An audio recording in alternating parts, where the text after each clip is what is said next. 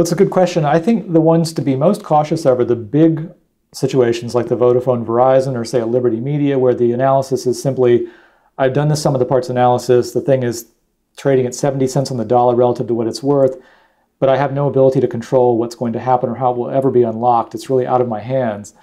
So you can wait around for years. Those to me are the least interesting of the sum of the parts. They can be good investments, but you have less ability to influence the outcome.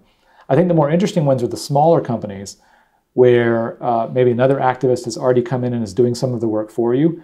Maybe you discovered it first. Even as an individual investor, it's possible to discover these situations and an activist comes in later and helps catalyze the value for you.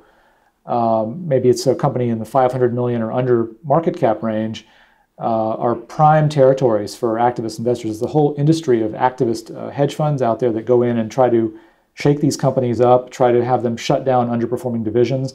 By the way, that's another form of a hidden asset, is an underperforming division that's losing money, but may have positive value if sold to somebody else.